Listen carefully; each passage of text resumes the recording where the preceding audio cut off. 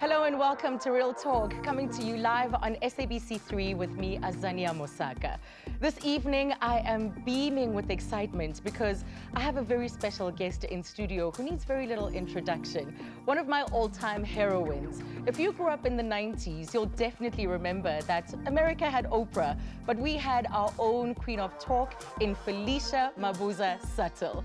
She exploded onto South Africa's television scene in 1992, wearing a red suit, bold earrings, and a string of pearls. Always elegant, with a timeless sense of style, she captivated audiences from day one. It would be the birth of the first ever talk show that enabled Black and white South Africans to come together and debate issues that we couldn't discuss openly during apartheid. It is Thursday after all, so we're starting with the throwback and we're going way back. It is your time right now. It's your time. You're gonna have a dream. This is your dream. Good evening. Tonight we commemorate June 16, 1976, exactly 21 years after the event. Is South Africa coming of age, or do we still have a long way to go since then? She says, they say when you were young, you were handsome, but that you are now old and ugly. So that's what some children think of me. They think I'm old and ugly. Mr. President, I think you're like red wine. You mature beautifully.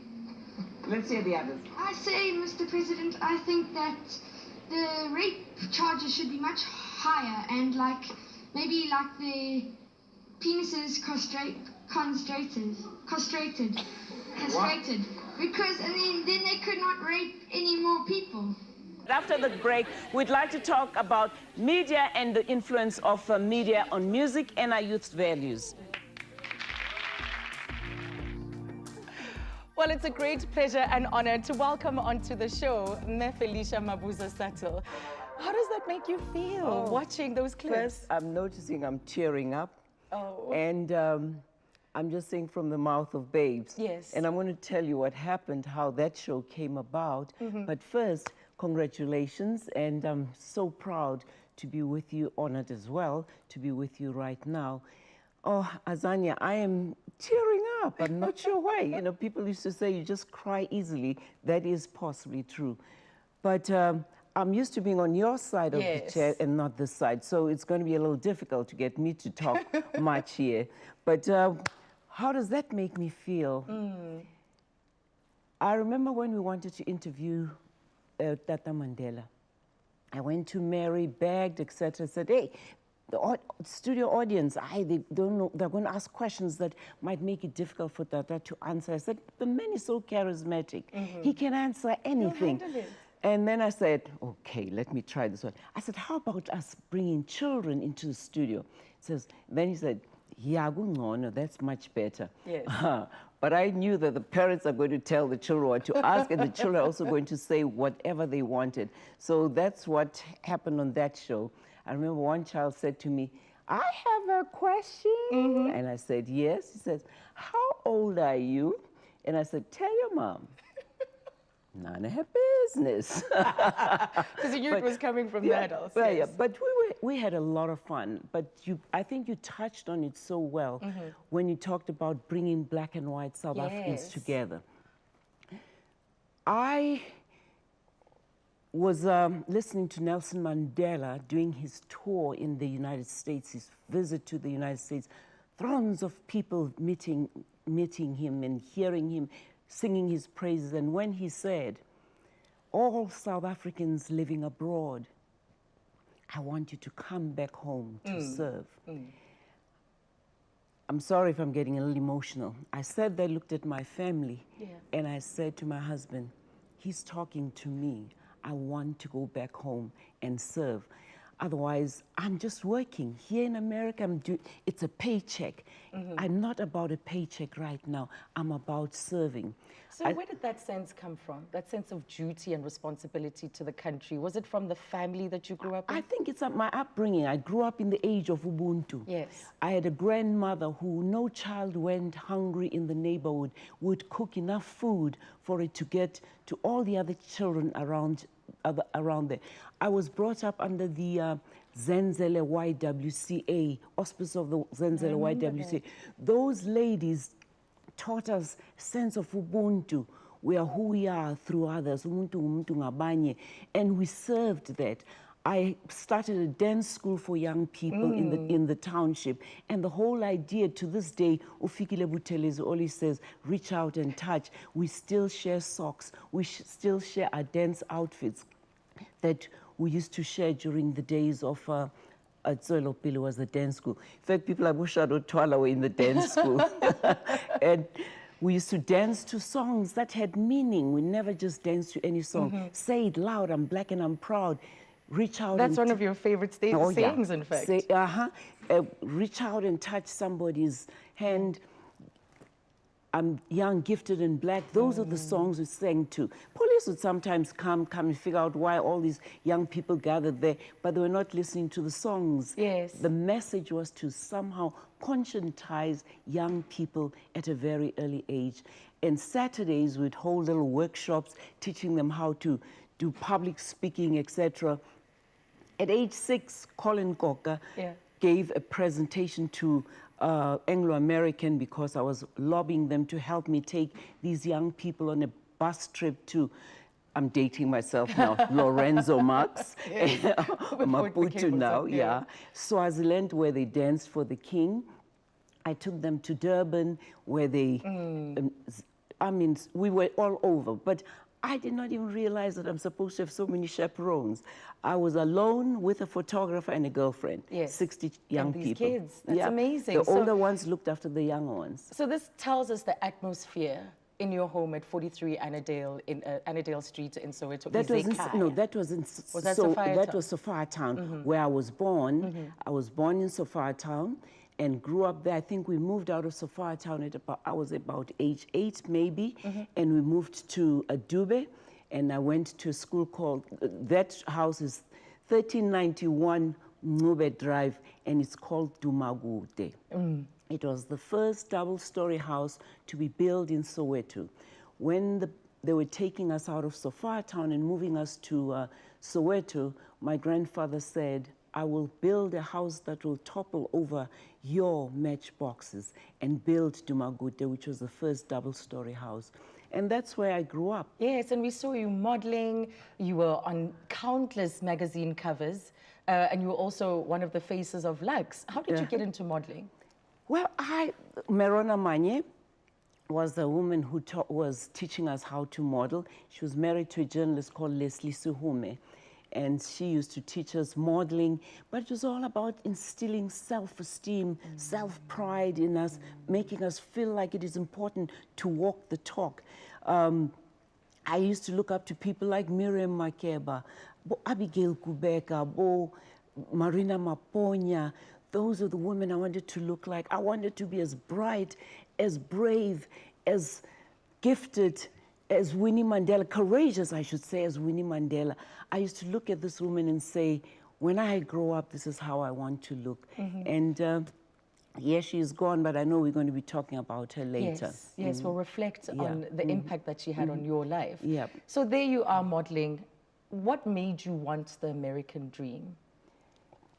Then, every little girl growing up in the township there saw that getting out of this is only to go to America. Come on, there were images of movies, Diana Ross, Aretha Franklin, you sing. And I thought I could sing then. Because you opened for a number of people. For Miriam Makeba, for instance, you had a stint where you were singing. Well, I did. And I was in a show called Volpone, Barney Simon's show, and another one called Black and Blue by Connie Mabaso. David Peter was also in that show. And I was Liba. So one night Abigail would do the show, the other night I would do the show. So we're understudying each other.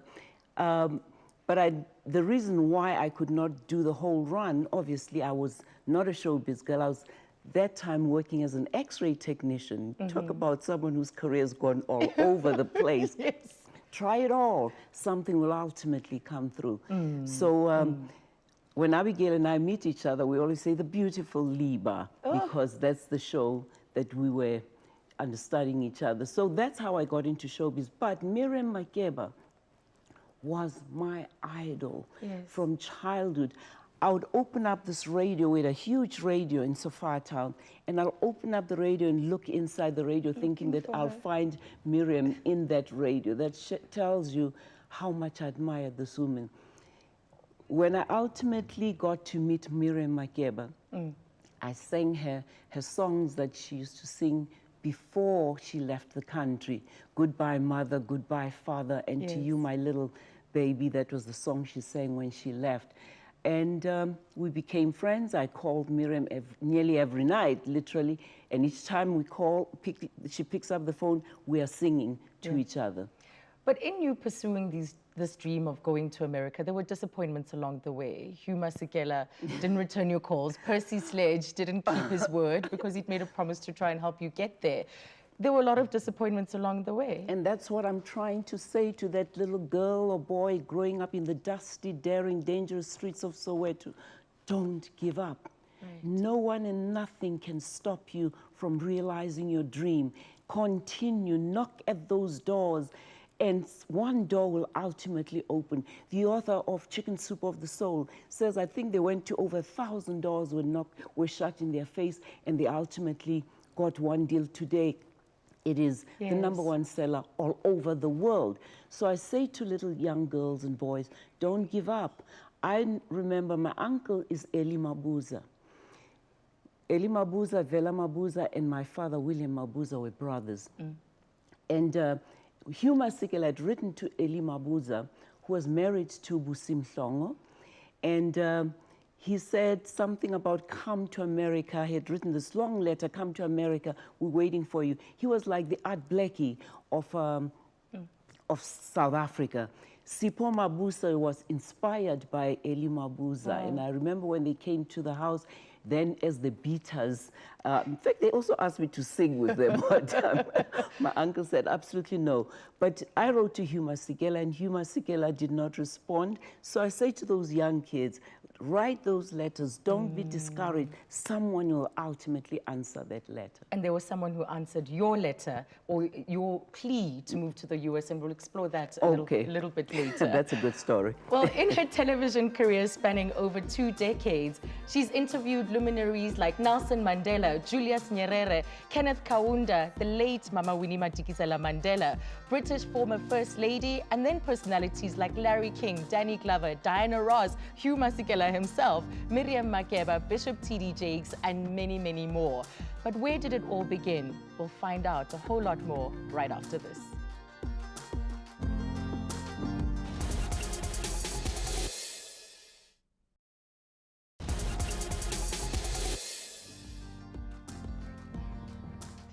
As a little girl growing up in Soweto, Felicia Mabuza-Suttle used to envy people who came to visit from overseas. Sundays became a fun family ritual, with her father driving her and her siblings to go and see the mansions of wealthy people living in places like Houghton, Sandhurst, and Northcliffe. And she would confidently say to her brother and sister that one day she too would live in a mansion like those. And so she dared to dream by setting in motion plans to migrate to America. So there was a man who said to you that someday you'll make a difference in this country. Who was that man? Well, there were 2 men in essence. I take them 2 at a time like aspirins, you know, one doesn't work, the other one will. But anyway, where do I start? Well, I went on a scholarship exchange program to the United States for 13 months to go and learn how to work with young people who were at this dance school that I had, Solopili. I had no experience about how to work with young people. I was just having fun with them. So they sent me to the US, and then at an international fair, this good-looking man comes to me because I went backstage where someone was teaching the kids African dance, and I'm saying, I'm teaching young people ballroom and Latin American. Let me go and talk to the people that were doing African dance and bring that back home. I wanted to bring something home. As I was in that room, this young man saw me, but he didn't say anything. He's very shy. And as I left, I got lost in the crowd. He came running out. He was not sure if I turned right or left. There were hordes and hordes of people.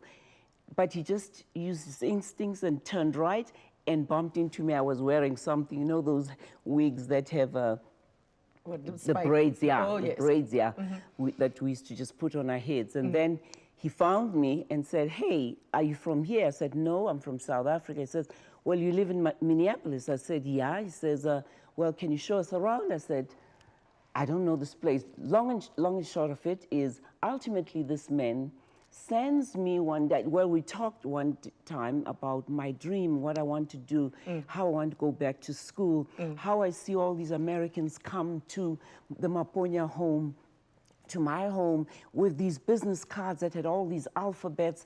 I did not even know what these alphabets were, but these people looked so important with these cards, and the cards looked so overwhelming. But anyway, this gentleman then one day sends a package.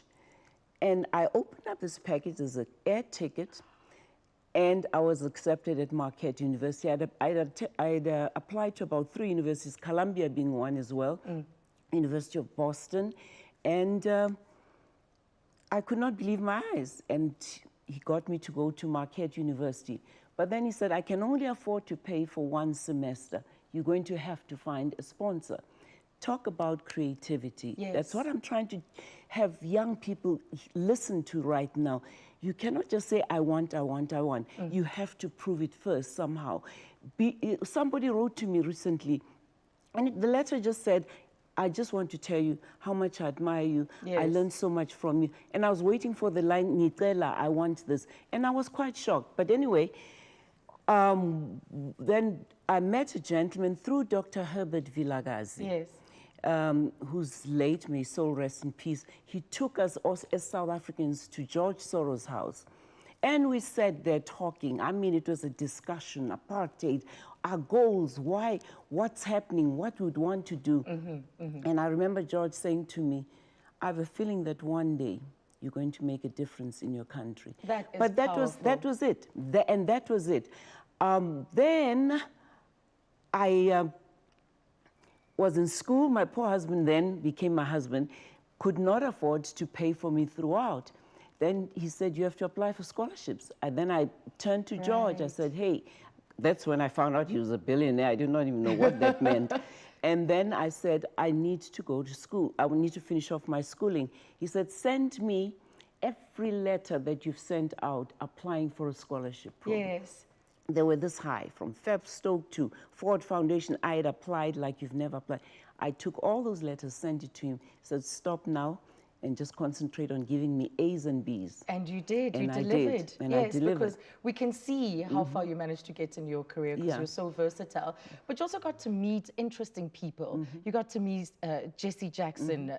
There was Maxine Waters.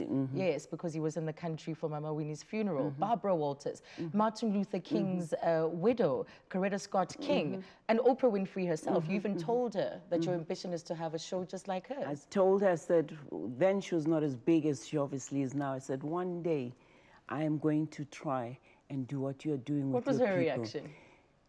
Then she was very warm. I'm not going to lie. It was after a presentation. Later on, it changed a little bit. But anyway, but it's understandable. The whole goal for me was to just use television to make an impact. But before that, they said talk show is an American concept. It is not an American concept. And we'll explore that, especially those early days when you started your talk show. It is an African concept. It's an African Felicia concept. Mabuza-Suttle. Yes, dialogue. I mean, and my thesis was exactly that. The Right. talk show is an African concept. It's like the Ndaba, the Nduna there, and the Kosi and the Ndunas around, and the villagers all speaking. And I had to prove that in my thesis. So is it about being in the right place at the right time? Or do you have an ability to identify an opportunity? Because you're an opportunist, but in the right version or the right sense of the word. The most important thing is to have courage. Without courage, no other virtue matters. So it was courage. Unesibindi. Unaliliva. Unalesibindi. Unalesibindi. So that's really what it was. That's what it takes. And that's what we need to build in our children. Right. Courage first. And that's what my workshops are all about. I want to build courage in our children, which instills confidence, which is self-esteem. One thing about my girls, they have courage. They are, especially Ulindwe, she's scared of no one and nothing. Zani can walk into that room and just turn heads. But that was the first thing I tried to make sure I instill in them. Same thing with me. In fact, one guy said to me, "How wanyathela lama tiles ngati unyathela ama tiles wendlu yakho." She says, "You're walking in here, stepping in here like it's your house. It's your step, your tiles." Yeah. And that's how I feel. I walk with confidence because I feel confident. I'm a true African woman. They can call me whatever, but African, I know I am. I speak as many African languages as you can even think about. It's still sharp in the mind. But let's not also present as if the American experience was easy. No, it was not, and still not. That sense of belonging, settling in, how difficult was it? It was very difficult in the sense that, to this day, to a great extent, you're from Africa type of thing. But I think they're also confused because I don't typify the African that they think we're supposed to look like. We come in all hues, in all beauties, in all sizes and shapes, in all heights. That's what's good about Africa. And South Africans, they're the hottest girls on the continent. No offense, no offense. But that is true. I think I killed the stereotype for them, and they could not quite understand it. And so acceptance is also still hard to this day. My body is in America, my heart is in South Africa. Oh, wow.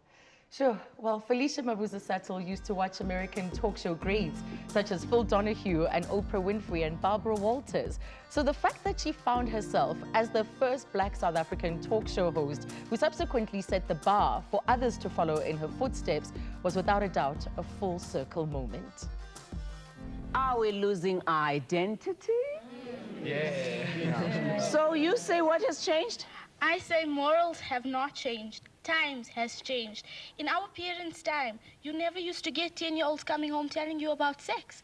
But today, you get your 10-year-old brothers who know more about what your parents know. So times have changed, not morals. We have our morals. What do you think?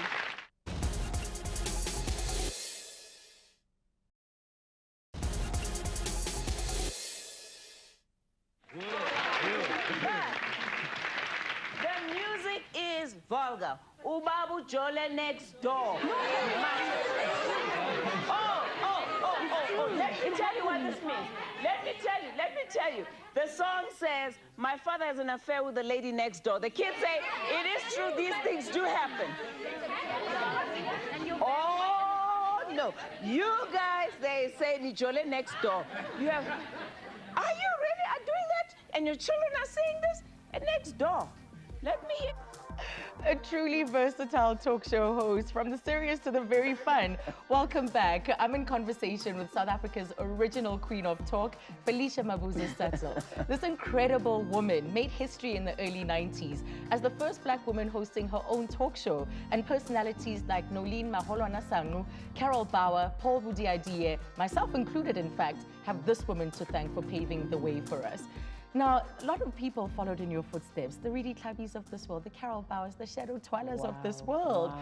But you also say that you went down a very gravel road. Oh, what yeah. made it so bumpy?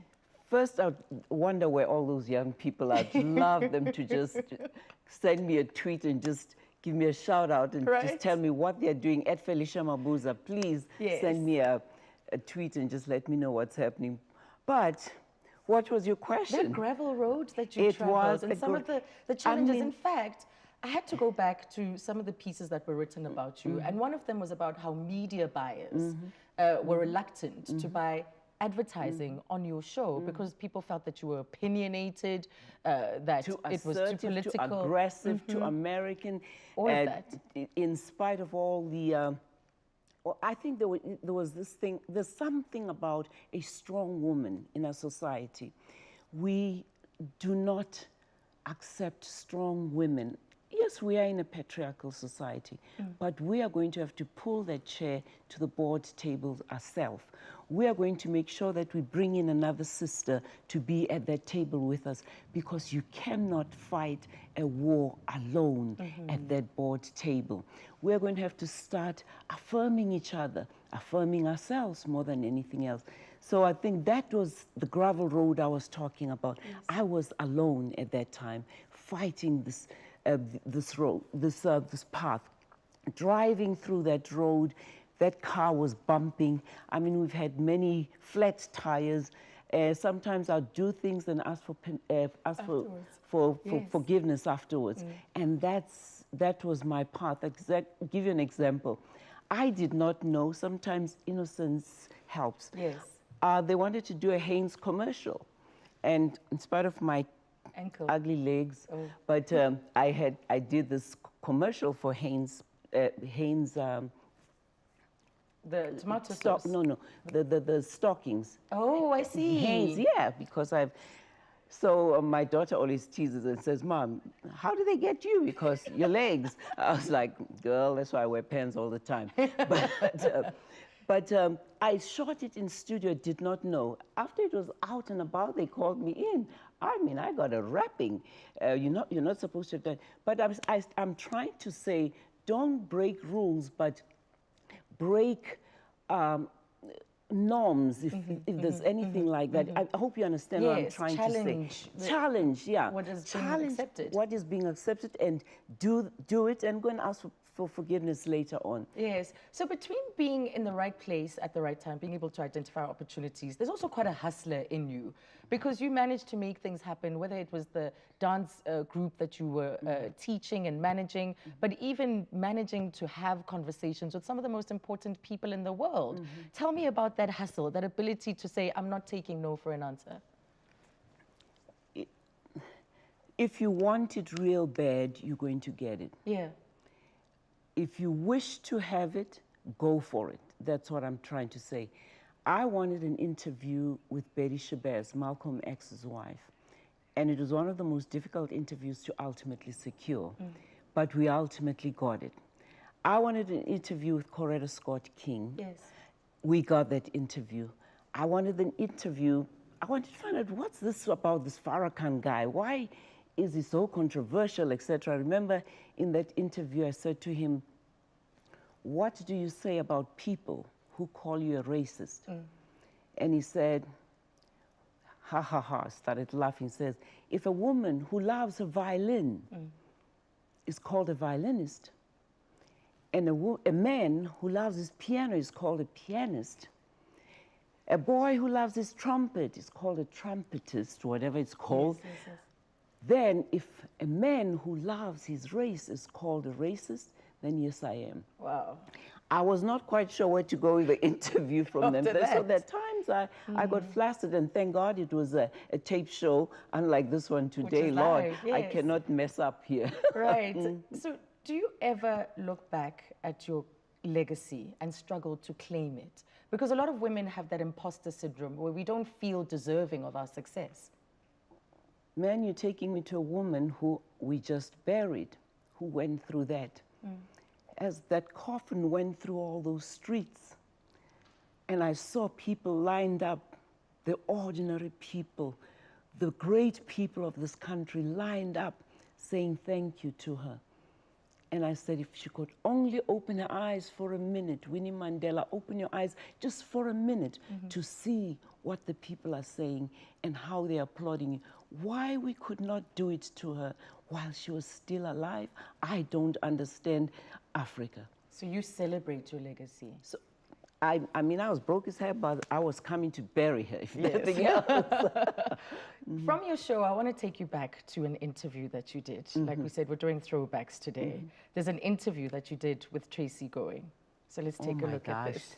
I just read nothing but positive motivational letters from my fans, people who really appreciate and know what I'm trying to do and understand it. I stay away from the skeptics and those with negative messages. I really do I do very well. Life is too short, Tracy, to allow yourself to have negative people around you. Well, Wendy Luhabe told me today, talking about that, she said, sorry, you're still, I'm getting too No, excited you can't. because Go I ahead. don't like negative people. I've even given them a name, negaholics. I delete or block anything that is maliciously negative. I was sitting having coffee with Wendy this morning. Wendy said, no, use it as a teaching moment. Teach them. I said, there's some people you cannot teach and you can find it in the tone of their social media. Social media should be about uplifting each other. It should be about affirming each other. It should be about the concept of sharing Ubuntu. Sis Winnie talked about that as well before she died. We need, I think maybe we need to start turning the camera away from ourselves as selfies and turn it more towards other people. It is about, somehow we've become a me, myself, and I society. We've become a society of negaholics. I know our past was bad. I know it was abnormal. It made us abnormal people. Me, when I hear negativity, I say, talk to the hand. And this is part of the unifier that you were through your talk show, and I want us to explore that when we come back from the break, because you did get us talking at a time when it was incredibly difficult for South Africans to find each other. I'd like to just hear from young people. How are you feeling race relations on campuses? I heard that when some of the black kids hang around with white kids, the black kids say, oh, you want to be white. And when it's vice versa, the white kids say, oh, you want to be black. So it looks like there is some tension still, even on campuses. Let's hear it.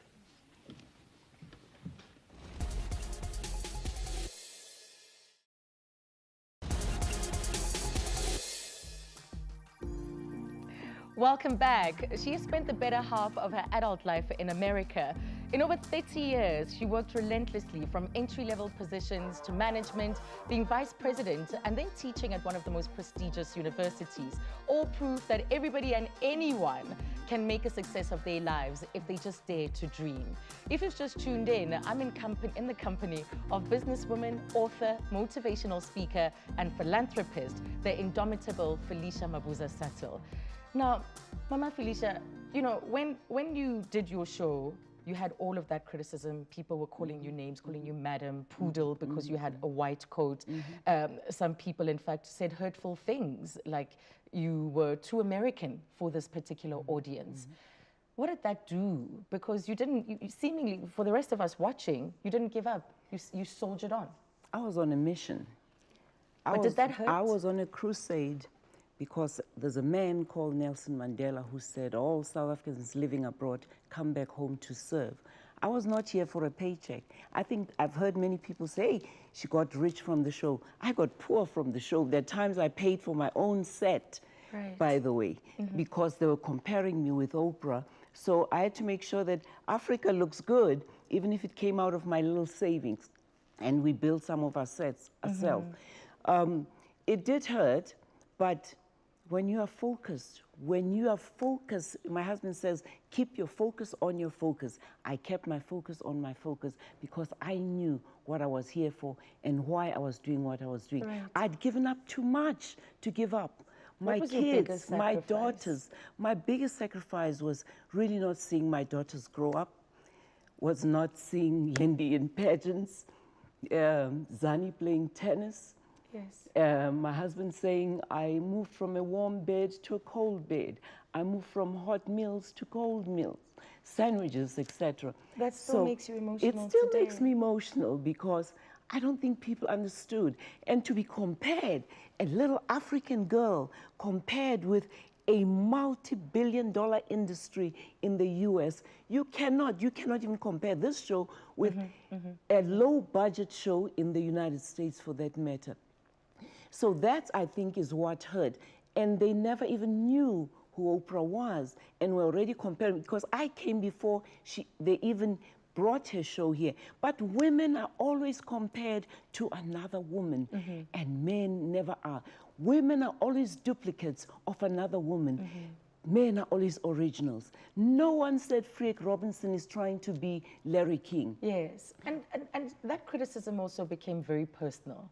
That people were saying, what kind of woman are you, where you would leave your husband and family And are for they your leaving them career? now for career? Many women are doing it right now. Maybe I was a trendsetter showing women that you can go and do it on your own and bring back whatever the bacon and make your family even more progressive. That is really what my whole goal is. My kids travel the world today because I taught them that the world is an oyster. Have fun with it and live anywhere. One lives in Denmark, one lives in Berlin right now. So that is, I look at the fruits of it, the benefits in the end. Yes, there was pain then, and but there's joy today. Yes. In fact, my daughter flew me to Cape Town, in and out, and said, bring my suitcase. She left her suitcase here, so I flew her suitcase to Cape Town and flew me the way I normally would fly. Yes. That's it. We are coming, or we've just come out of a very difficult time in South Africa where we've had to lay to rest the mother of the nation. You mentioned her, you referred to her with great affection as Siswini. And you had the privilege of getting all those insights from her, exposing a side to her that many of us never got to see. So I want to take you back, and I know it's probably going to bring up and dredge up those emotions that we've all been managing, to a conversation that you once had with her. So let's take a look at that interview between Mama Felicia Mabuza-Suttle and the late, great Winnie Madikizela-Mandela. This is your dream made. We really appreciate you having a conversation with us. Thanks, Sweeney. What a honor, what a privilege. You know, I always call you and I say, one thing I do admire is your courage and your beauty. I have never really been that vain to acknowledge those sorts of things. I actually find that a bit embarrassing. Oh, well, we're going to be talking a little bit more about that. Yeah.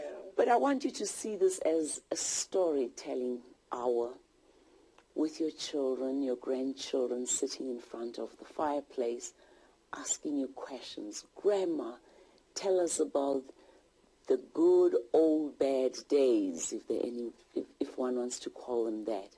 Who is Winnie? Many people don't really understand who is this charismatic, enigmatic woman. Who is Winnie? Just to get a sense of the life that she led.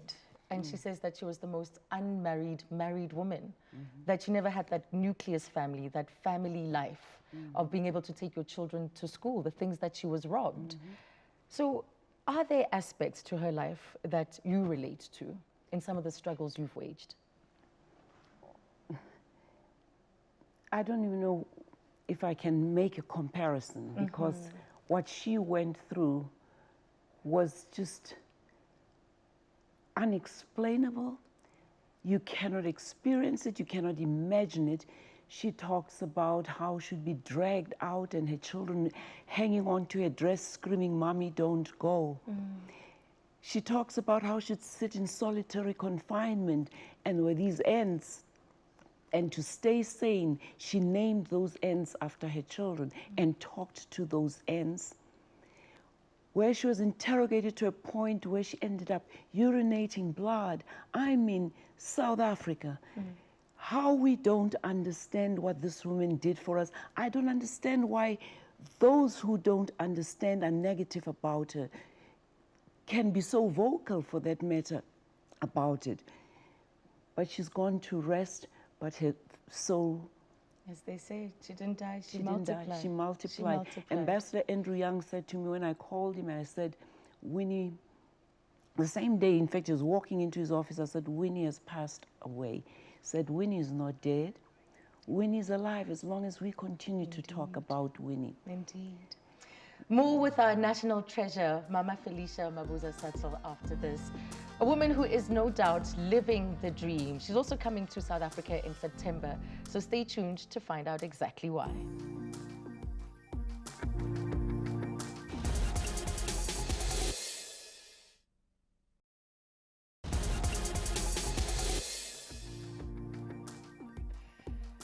once done counseling the nation post our democratic birth through her TV show, she set her sights on business ventures. She had an eyewear range. Then there was Back of the Moon, a restaurant encouraging all races to dine and dance together in true Felicia style. Felicia achieved phenomenal success as a businesswoman. Her story is that of a girl from the dusty streets of Soweto who dared to dream, and we're lucky to have her here with us. Now, you'll be coming back to South Africa in September. Tell me why. Well, you know, they say a prophet is rarely or never honored in his own backyard. They're going to honor me in my own backyard, in Soweto for that matter. So thanks to Empower Works for honoring me. I'm looking forward to it. Last year, I think they honored Papa Maponya. Right. But I think it's all about trying to see, build icons out of the township and yet have young people realize that they too can become successful. And speaking of honoring, you actually have a piece that you have written for the late Winnie Madikizela Mandela. Yes, yes, but another thing when you're talking about business, also through Pamutsi. Yes. I'm a shareholder and a founder of Pamutsi Investment Holding. Thanks. So I really appreciate being part of that. A woman of many talents. I'm telling you. A poet at that Right. too, not just an author. But this here really is a message. When Winnie and I exchanged books, this is what she wrote in her book, 491, to me. To my baby sister, I always called her my big sister. She called me my baby sister. To my baby sister, Felicia, you know where we came from, my darling. I have unconditional love for you.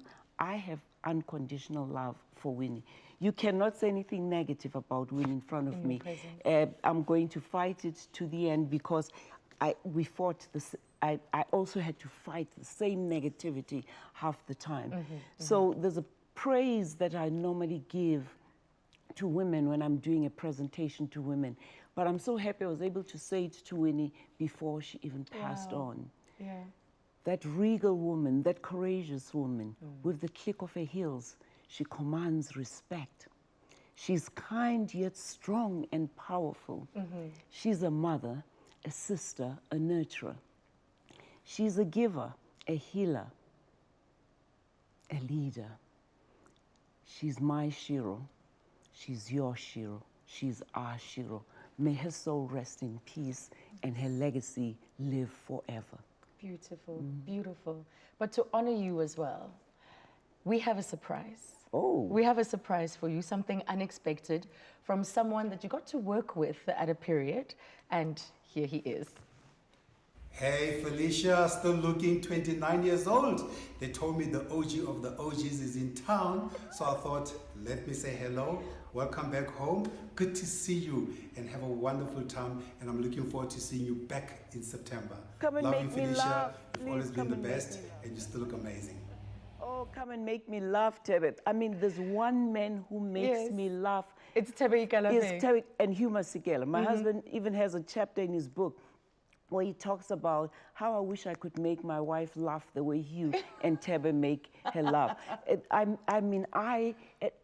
laughing is the most important medicine that you can ever have. So thanks. Well, he adores you equally. You know, he came on that scholarship program that I started for South African students at Marquette University. I think over 30 students went through that program. Today, they're entrepreneurs. They have their MBAs, they have their doctorates. One, in fact, is a lecturer at one of the top universities in the US. So it's quite heartwarming when I see his success. Every time, I cannot help but respond to his Instagram. Yes, the tentacles, your legacy He is all over the world, yep. Yeah. So you've given us Dare to Dream, Living the Dream.